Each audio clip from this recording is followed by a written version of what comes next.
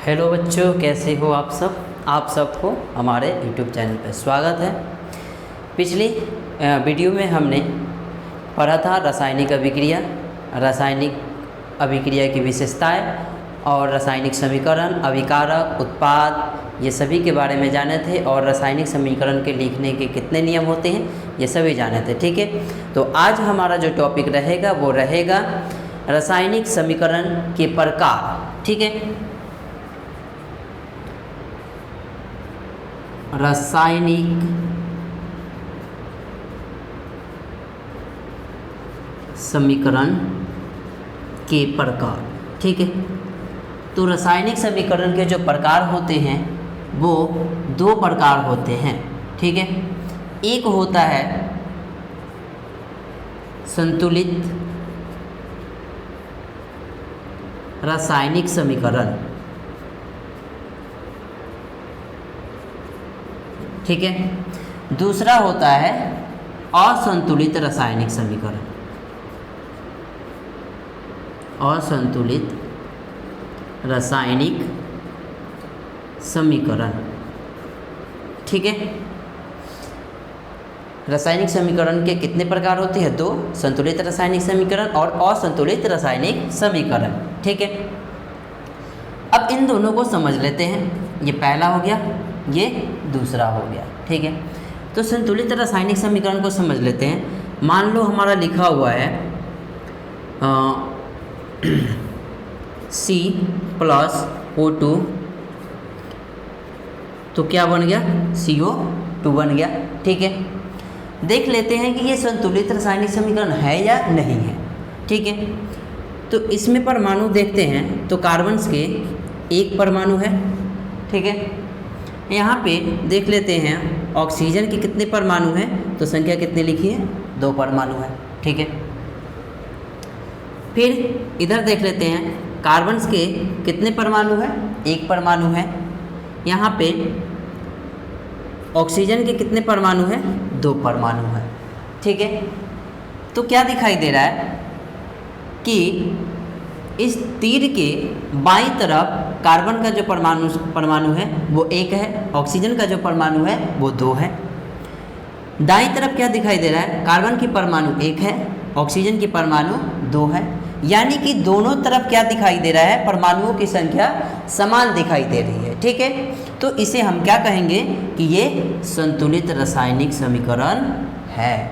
ठीक है, अब आते हैं असंतुलित रासायनिक समीकरण पे। ठीक है, जैसे मान लो हमारा H2 हो गया प्लस O2 हो गया, तो ये बन गया क्या? H2O बन गया। ठीक है, अब इन रासायनिक अभिक्रिया के दोनों तरफ देख लेते हैं कि परमाणुओं की संख्या समान है या नहीं है। ठीक है, तो इधर देखते हैं अभिकारक में, तो हाइड्रोजन कितने हैं?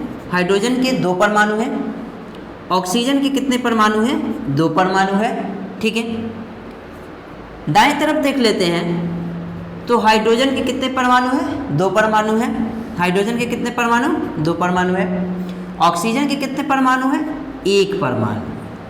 ठीक है, कुछ अंतर दिखाई दे रहा है इसमें मतलब जब रासायनिक अभिक्रिया के अभिकारक में देख रहे हैं तो हाइड्रोजन के पास 2 परमाणु हैं, ऑक्सीजन 2 पीस है। ठीक है, हाइड्रोजन यहाँ पे 2 पीस है, लेकिन ऑक्सीजन जो है 1 पीस दिखाई दे रहा है। ठीक है, इसका मतलब ये हुआ कि ये रासायनिक अभिक्रिया में दोनों तरफ परमाणुओं की संख्या क्या है? समान नहीं दिखाई दे रही है। लेकिन हाइड्रोजन का समान दिखाई दे रही है, लेकिन ऑक्सीजन का समान नहीं दिखाई दे रही है। तो ये क्या कहलाएंगे? तो ये कहलाएंगे हमारे असंतुलित रासायनिक समीकरण। ठीक है, बात समझ में आई? चलिए इसका परिभाषा लिख देते हैं। ये तो समझ में आ गई कि संतुलित किसे कहते हैं, असंतुलित किसे कहते हैं। ठीक है, परिभाषा ही इसका होगा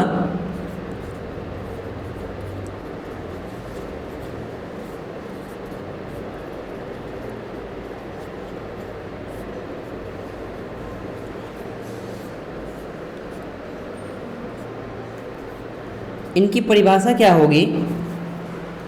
तो लिखेंगे रासायनिक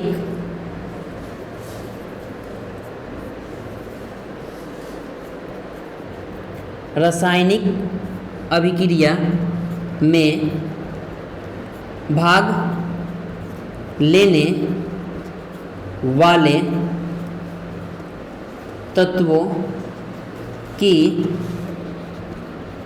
परमाणुओं की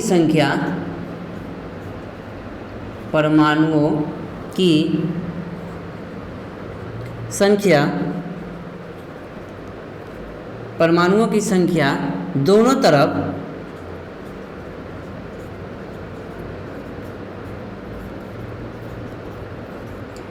तरफ समान हो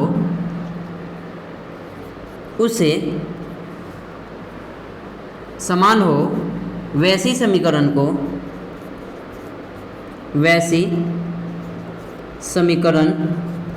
को संतुलित रासायनिक समीकरण कहते हैं।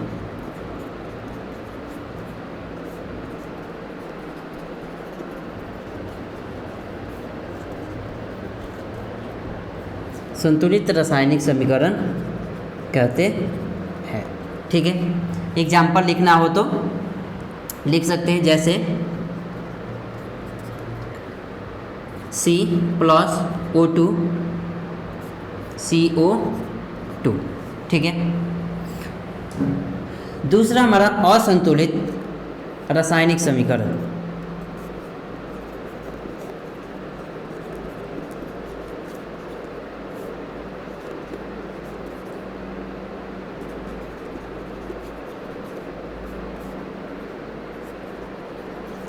और असंतुलित रासायनिक समीकरण, इसकी परिभाषा क्या हो जाएगी? तो लिखेंगे रासायनिक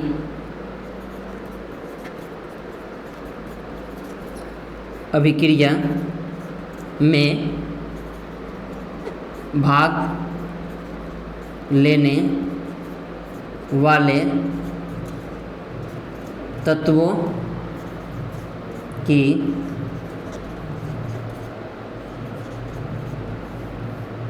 परमाणुओं की संख्या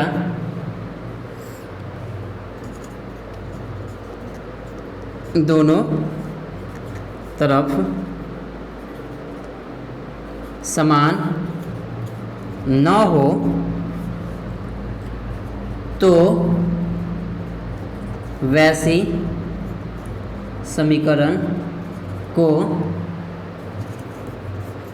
असंतुलित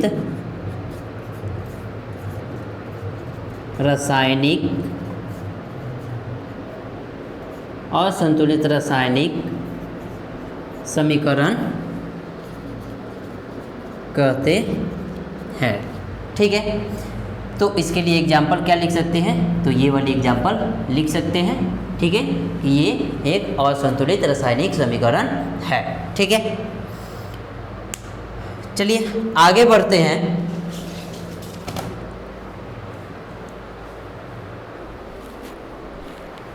इसे मिटा देते हैं।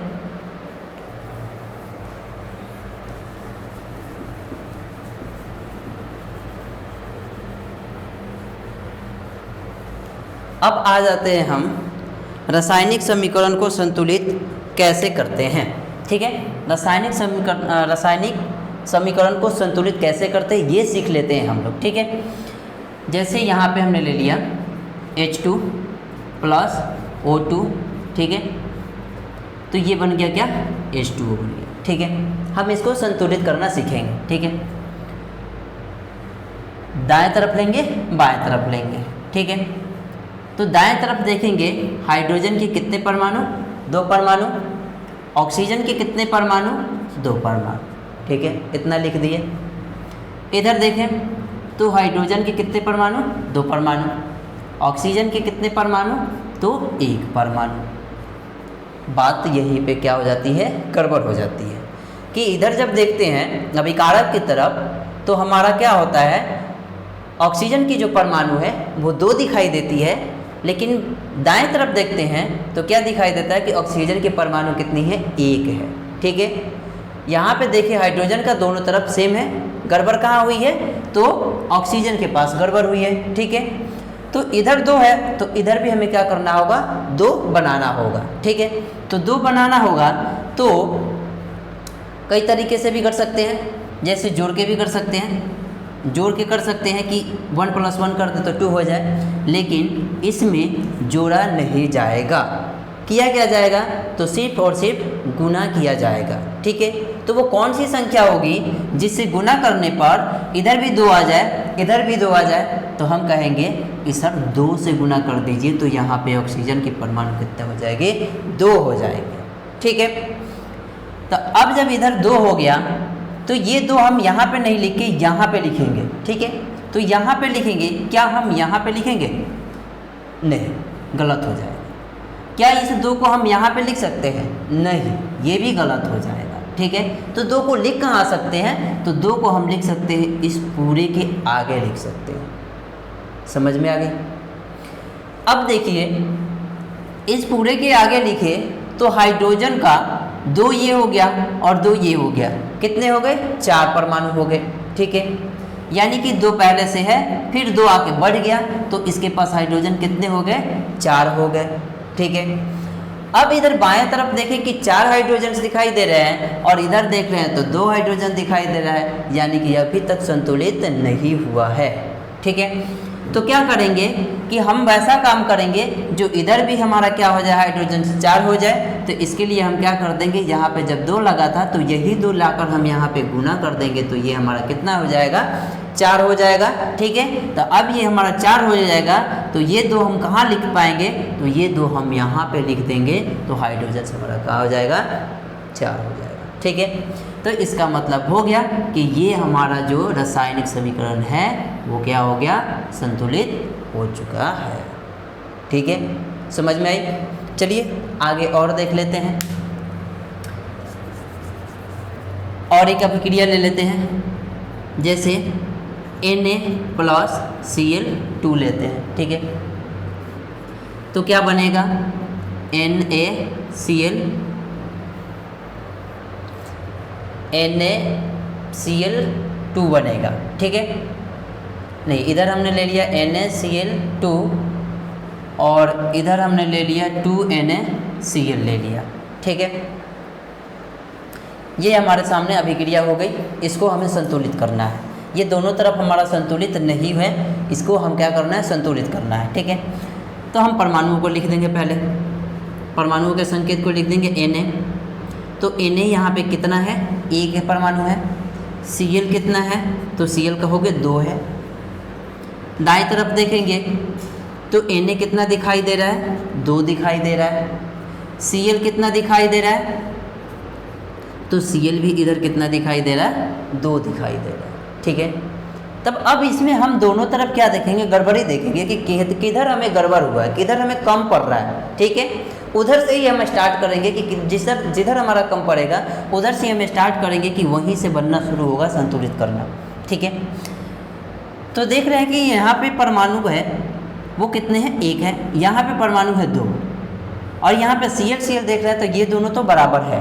ठीक है, इसमें कुछ नहीं करना, लेकिन यहाँ पे दोनों में बराबर नहीं है, तो बराबर नहीं है तो यहाँ पे करने के लिए शुरू करेंगे। ठीक है, तो क्या करेंगे? तो यहाँ पे 2 है तो यहाँ पे 1 है, तो हम क्या करेंगे? इस 2 से हम क्या कर देंगे? यहाँ पे गुना कर देंगे। ठीक है, जब यहाँ पे हम 2 से गुना कर देंगे तो ये 2 को हम क्या करेंगे? इस Na के हम आगे लगा देंगे। ठीक है, इसका मतलब अब क्या हो गया कि अब देखिए Na जो हो गया 2 हो गया, Na जो हो गया इधर भी 2 हो गया, Cl भी कितना हो गया? 2 हो गया, Cl भी कितना हो गया? 2 हो गया। इसका मतलब ये हुआ कि ये जो हमारी अभिक्रिया है वो क्या हुई? संतुलित हो चुकी है। ठीक है, संतुलित करना समझ में आया? ठीक है, चलिए